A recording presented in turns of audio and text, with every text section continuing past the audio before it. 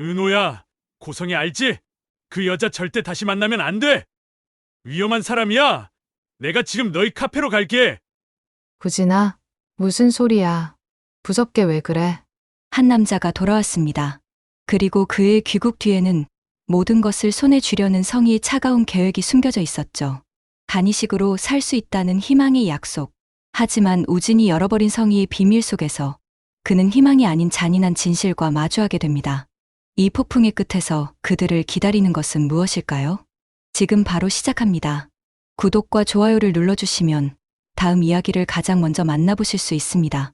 모든 비극의 시작은 박진석 회장의 저택에서 울려 퍼진 고요하지만 날카로운 현관 벨소리였습니다. 저녁 식사를 마친 박진석 회장과 성재, 그리고 영라가 거실에 모여 앉아 어색한 침묵을 나누던 바로 그 순간이었죠. 그곳에는 약속에 없던 한 청년이 서 있었습니다. 긴 병색으로 창백했지만 어딘지 모르게 성희를 꼭 닮은 얼굴. 바로 그녀의 아들 한우진이었습니다. 우진은 집안의 낯선 풍경을 잠시 훑어보더니 이내 성희를 발견하고는 애써 밝은 미소를 지으며 외쳤습니다. 엄마, 저 왔어요. 순간 거실의 모든 시선이 현관으로 향했습니다. 성재와 영라의 눈에는 당혹감이, 박진석 회장의 얼굴에는 의아함이 스쳐 지나갔죠. 짧은 정적. 가장 놀란 것은 성희였지만 그녀는 단 한순간의 흔들림도 없이 상황을 장악했습니다. 그녀는 우진에게 다가가 그의 등을 가볍게 치며 세상에서 가장 능숙한 배우처럼 웃어 보였습니다. 얘가 이렇게 장난이 심해요. 어릴 때부터 짓궂은 건 알았지만 여전하네. 여보, 인사해요. 미국 사는 제 조카, 한우진이에요. 조카라는 단어가 낯설게 거실을 맴돌았습니다. 박진석 회장은 아내의 말이니 의심할 여지가 없다는 듯 대범하게 웃으며 우진을 맞았고 성재와 영란은 어색하게 고개를 끄덕일 뿐이었습니다. 그렇게 우진은 자신의 집에서 자신의 어머니에 의해 조카라는 이름의 이방인이 되어 위험한 동거를 시작했습니다. 그날 밤 우진의 방을 찾아온 성희의 얼굴에는 냉정한 계획가의 모습만이 남아 있었습니다. 우진은 더 이상 참을 수 없다는 듯 자신의 진짜 위치에 대해 물었습니다. 언제까지 조카 행세해야 해요? 그냥 아들이라고 말씀하시면 안 돼요? 성희는 그런 아들의 조급함을 부드럽게 어루만지며 거부할 수 없는 약속을 속삭였습니다. 그녀의 목소리에는 아들의 절박한 욕망을 정확히 꿰뚫고 있다는 자신감이 가득했죠. 다 널 살리기 위해서야. 기증자는 이미 찾았으니 조금만 더 내 뜻을 따라줘. 건강만 되찾으면 그때는 내가 원하는 대로 다 해주마. 기증자를 찾았다는 말, 그리고 내가 원하는 모든 것이라는 약속은 우진의 불만을 잠재우기에 충분했습니다. 그는 엄마의 계획에 기꺼이 동참하기로 마음먹었죠. 저택의 숨막히는 공기를 견디지 못한 우진은 밖으로 나섰습니다. 그의 발길이 향한 곳은 단 한 곳, 얼마 전 반갑게 제외했던 유일한 안식처, 지은호가 있는 카페 아지트였습니다. 카페 문을 열고 들어서는 우진의 얼굴에는 저택에서와는 다른 편안한 미소가 걸려 있었죠. 은호야, 나 또 왔다. 카운터에서 분주하게 움직이던 은호는 우진을 발견하고는 환하게 웃으며 그를 맞았습니다. 어머, 우진아, 미국 간다더니 어떻게 벌써 왔어? 나 보고 싶어서 들어왔어? 응, 여기가 제일 편해. 너랑 있으면 마음이 놓여. 두 사람은 창가 자리에 마주 앉아 어제 못다한 이야기들을 정겹게 나누기 시작했습니다. 이런 둘의 화기애애한 두 사람을 벌건 눈으로 지켜보는 지역. 카페 옆에서 서류와 씨름하던 지역의 눈에 두 사람의 모습이 들어왔습니다. 낯선 남자와 마주 앉아 스스럼없이 웃고 있는 은호. 그 꾸밈없는 웃음이 어쩐지 자신의 심기를 불편하게 만들었습니다. 지역은 자신도 모르게 나직이 투덜거렸습니다. 또 남자야? 며칠 전엔 그 편의점 아저씨더니 이번엔 웬 훤칠한 놈이야. 쟤는 주변의 남자가 끊이질 않네. 질투심이라는 감정을 인정하고 싶지 않았지만 끓어오르는 마음을 주체할 수 없었던 지역은 결국 휴대폰을 들었습니다. 액정에는 단짝 친구이자 연적인 박성재의 이름이 떠 있었죠. 전화를 건 지역의 목소리에는 장난기 섞인 시샘이 가득했습니다. 성재야, 너 은호한테 남자 또 있는 거 아냐? 웬 처음 보는 놈이랑 아주 깨가 쏟아지는데. 너도 좀 알아야 할 것 같아서. 너도 와서 한번 봐라. 은호, 얘 아주 저질이네. 지역의 전화는 곧 닥쳐올 비극의 무대에 또 한 명의 주연 배우를 불러들이는 운명의 신호탄이었습니다.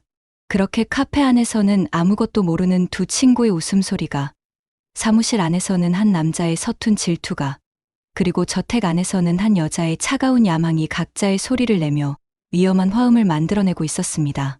그렇게 우진은 성희가 짜놓은 각본대로 박진석 회장의 집에서 싹싹하고 예의 바른 조카로 행세하며 지냈습니다.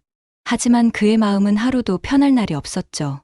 기증자를 찾았다는 엄마의 말은 희망의 동아줄이었지만 그 실체를 알 수 없다는 사실이 그의 목을 서서히 조여오고 있었습니다. 자신의 계획이 순조롭게 진행되고 있다고 믿는 성희는 그런 아들의 불안을 눈치채지 못한 채 오히려 자신감에 취해 있었습니다.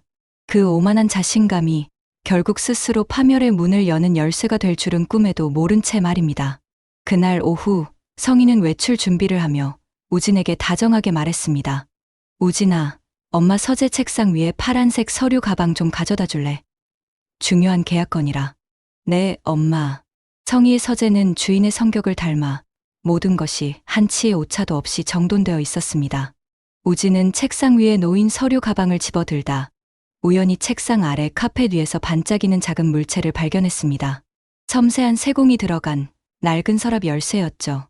아마도 가방을 꺼내다 떨어진 모양이었습니다. 우진은 무심코 그 열쇠를 챙겨 서재를 나오려 했습니다. 바로 그때 그의 눈에 들어온 것은 서재 한편에 놓인 유독 굳게 닫혀있는 낡은 원목 서랍장이었습니다. 자신의 존재를 조카라는 이름 뒤에 숨겨야만 하는 답답함, 그리고 모든 것을 통제하려는 엄마에 대한 희미한 반감, 설명할 수 없는 호기심이 그의 발목을 붙잡았습니다. 어쩌면 저 안에 엄마의 비밀이, 자신의 진짜 위치를 알 수 있는 단서가 있을지도 모른다. 우진은 잠시 망설이다 이내 떨리는 손으로 열쇠를 자물쇠 구멍에 넣고 돌렸습니다. 찰칵, 녹슨 쇠가 맞물리는 소리가 그의 심장 소리처럼 크게 울렸습니다. 서랍 안에는 그의 예상대로 자신의 이름이 적힌 두툼한 병력 서류철이 들어있었습니다. 하지만 그게 다가 아니었죠. 그 아래 마치 자신의 운명을 비웃기라도 하듯 또 하나의 서류철이 놓여 있었습니다. 우진은 마른 침을 삼키며 그 서류철을 꺼내 들었습니다. 그리고 첫 장을 넘기는 순간 그의 세상은 산산조각 났습니다.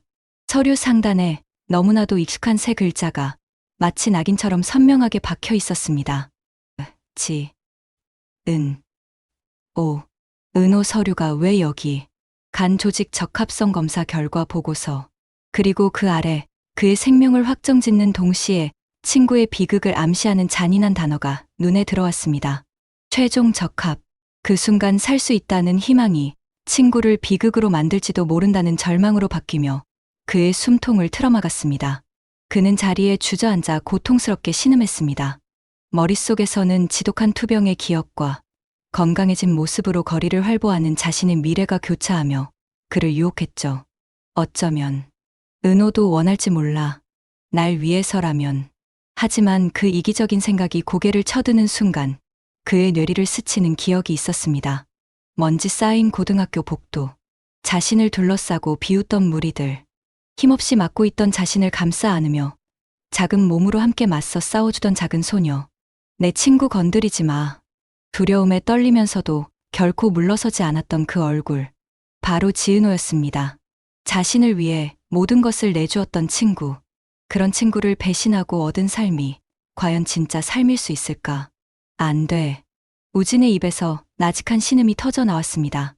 다른 사람은 몰라도 은호한테는 절대로 이럴 수 없어. 욕망과 양심의 처절한 싸움 끝에 그는 마침내 결단을 내렸습니다. 서류를 품에 단단히 숨긴 채 그는 비틀거리며 일어섰습니다. 이제 그가 가야 할 길은 단 하나뿐이었습니다. 이 끔찍한 진실을 알리고 자신의 목숨보다 소중한 친구를 그 비정한 덫에서 구해내야만 했습니다. 결심을 굳힌 우진의 눈빛은 더 이상 희망에 부푼 환자가 아니었습니다. 친구를 지켜야 한다는 절박함, 그리고 엄마의 교묘한 계략과 함께 타인을 짓밟는다는 분노가 그의 온몸을 지배하고 있었죠. 그는 품속에 진실이 담긴 서류를 단단히 숨긴 채 쿵쾅거리는 심장을 안고 저택을 뛰쳐나왔습니다. 차가운 밤 공기가 폐부를 찔렀지만 그는 멈출 수 없었습니다. 지금 이 순간에도 아무것도 모른 채 자신을 친구로 믿고 있을 은호의 얼굴이 그의 발걸음을 재촉했습니다. 그가 향하는 곳은 단 한 곳, 이미 은호가 고된 하루를 마무리하고 있을 카페 아지트였습니다. 한편 우진의 방에서 인기척이 느껴지지 않자 불길한 예감에 휩싸인 성희는 곧장 자신의 서재로 향했습니다. 그리고 그곳에서 억지로 열린 듯 비틀어진 서랍과 그 안에 사라진 서류철을 발견했습니다. 순간 그녀의 얼굴에서 모든 핏기가 가셨습니다. 완벽하다고 믿었던 계획이 가장 믿었던 아들의 손에 의해 송두리째 흔들리는 순간이었죠. 그녀의 머릿속에는 단 하나의 생각만이 스쳤습니다. 지은호, 그 아이에게 갔다. 이성을 잃은 성희는 핸드백을 거칠게 움켜쥐고 모든 것을 막겠다는 각오로 불타는 분노에 휩싸여 차에 몸을 실었습니다. 운명의 장난이었을까요? 성재는 자신의 차 안에서 얼마 전 지역과의 통화를 곱씹으며 복잡한 표정으로 운전대를 잡고 있었습니다. 은호 또 딴 남자랑 있는 거 아냐? 지역의 장난기 섞인 그 한마디가 그의 마음에 날카로운 파문을 일으켰던 것이죠. 그는 자신의 눈으로 직접 확인해야만 했습니다. 은호의 곁에 있는 그 남자가 누구인지, 그리고 은호의 마음이 어디로 향하고 있는지. 그의 차 역시 질투와 불안을 가득 싣고 카페를 향하고 있었습니다. 그리고 이 모든 움직임을 한 남자가 고요히 지켜보고 있었습니다. 사무실 창가에 선 채 턱을 괸 지역의 시선은 카페 주변의 풍경에 고정되어 있었죠. 그는 은호를 훔쳐보는 것이 어느새 자신의 하루를 마무리하는 습관이 되어버렸다는 사실을 애써 외면하고 있었습니다. 바로 그때 그의 눈에 다급하게 카페 쪽으로 달려오는 한 청년의 모습이 들어왔습니다. 며칠 전 은호와 함께 웃고 있던 바로 그 남자, 우진이었습니다. 그의 얼굴에는 금방이라도 울음을 터뜨릴 듯한 절박함이 가득했죠. 지역은 자리에서 벌떡 일어났습니다. 심장이 불길하게 뛰기 시작했습니다. 단순한 만남이 아니었습니다. 무언가 아주 잘못된 일이 벌어지고 있음을 직감한 그는 망설임 없이 사무실을 뛰쳐나갔습니다. 마침내 모든 운명의 발걸음이 한 지점에서 멈춰섰습니다. 카페 앞에 도착한 우진이 가쁜 숨을 몰아쉬며 안으로 들어서려 할 때 날카로운 급정거 소리와 함께 검은 세단 한 대가 그의 앞을 가로막았습니다.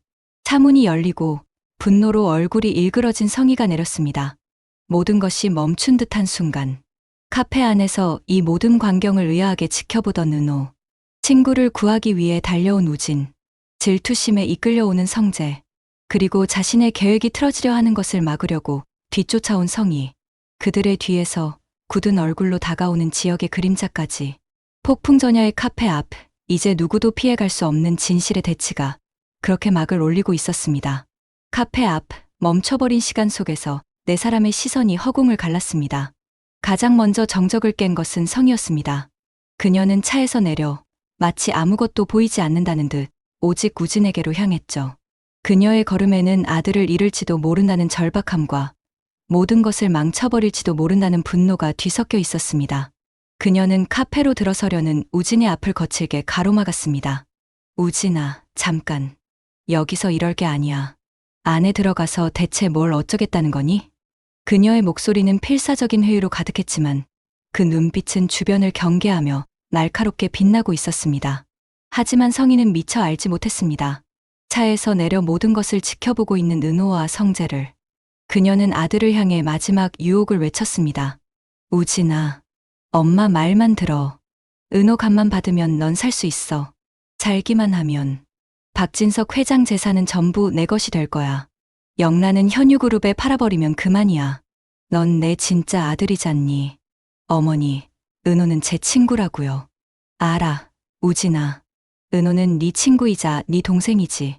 그런데 어쩌겠니. 걘 내가 버린 딸인데. 내가 버린 동생이 아무짝에도 쓸모없는 것보단 너라도 살려주고 가는 게 맞지 않겠니? 엄마, 제정신이세요? 그게 사람이 할 소리예요. 그것은 어머니의 사랑이 아니었습니다. 자신의 거대한 야망을 위한 마지막 발악이었죠. 하지만 바로 그 순간 등 뒤에서 얼음장처럼 차가운 목소리가 그녀의 심장을 꿰뚫었습니다. 어머니, 지금 뭐라고 하셨습니까? 성재였습니다. 단지 질투심에 불타 은호의 남자를 확인하러 온 그는 상상조차 할 수 없었던 자신의 집안에서 벌어지고 있는 가장 추악한 진실과 마주하고 만 것이죠. 그는 본능적으로 충격으로 파랗게 질려가는 은호의 앞을 가로막으며 성희를 노려보았습니다. 그의 눈빛은 더 이상 의부자들의 눈빛이 아니었습니다. 자신이 사랑하는 여자를 제물로 삼으려 한 악독한 계모를 향한 한 남자의 불타는 분노와 경멸만이 가득했습니다. 은호 또한 숨을 쉴 수가 없었습니다. 이사장님이라고 부르던, 자신에게 그토록 다정했던 의뢰인, 그 사람이 자신의 엄마라고? 그리고 자신의 간을 원한다고? 머릿속이 하얗게 비어버린 은호는 저도 모르게 중얼거렸습니다. 무슨 소리예요, 지금? 이사장님이 왜 제 엄마예요? 그녀의 목소리는 공포와 믿을 수 없는 현실에 대한 처절한 부정으로 갈라지고 있었습니다. 그제야 모든 조각들이 맞춰졌습니다. 과도한 친절, 아프지 말라던 그 걱정, 그리고 유독 끈질겼던 건강검진 제안까지 모든 것이 자신을 위한 덫이었음을 깨닫는 순간 은호는 현기증에 휘청거렸습니다. 자신의 모든 비밀이 탄로났음을 깨달은 성희는 성재 앞에서 본능적으로 변명하기 시작했습니다. 성재야, 아니야 이건 오해야. 내가 우진이 살리려고 잠시 정신이 나갔었나 보다. 은호 씨, 오해예요. 알죠? 제가 다 설명할 수 있어요. 하지만 성재의 눈빛은 한치의 동요도 없었습니다. 그는 그저 자신의 휴대폰을 차갑게 들어 보일 뿐이었죠. 통화 화면에는 아버지라는 세 글자가 선명하게 떠 있었습니다. 아버지, 다 들으셨죠? 성재의 나직한 물음에 성희의 얼굴이 하얗게 질렸습니다. 수화기 너머에서는 아무런 대답도 들려오지 않았습니다. 그 어떤 분노의 고함보다 더 무서운, 길고 무거운 침묵이 흘렀습니다. 여보. 성희의 떨리는 목소리가 허공에 흩어졌습니다. 그 침묵이 성희의 마지막 남은 이성마저 끊어버렸습니다. 잠시 후 스피커폰을 통해 박진석 회장의 얼음처럼 차가운 목소리가 사형 선고처럼 길 위에 울려 퍼졌습니다. 고성희 씨, 내 집에서 당장 나가시오. 여보, 제발 제 말 좀 들어봐요. 이게 다 당신을 위해서 그런 거예요. 제가 행복해야 당신도 행복한 거잖아요. 하지만 전화는 무정하게 끊겼습니다. 뚜 하는 신호음만이 적막한 거리에 울려 퍼졌죠. 남편 진석까지 알게 된 이상 모든 것이 끝났습니다. 아들이라 믿었던 우진의 배신, 의부자들 성재의 경멸, 남편의 냉정한 선고, 그리고 그토록 손에 쥐고 싶었던 부와 지위까지 모든 것을 한순간에 잃어버린 성희는 더 이상 버틸 힘이 없다는 듯 그 자리에 무릎을 꿇고 주저앉았습니다.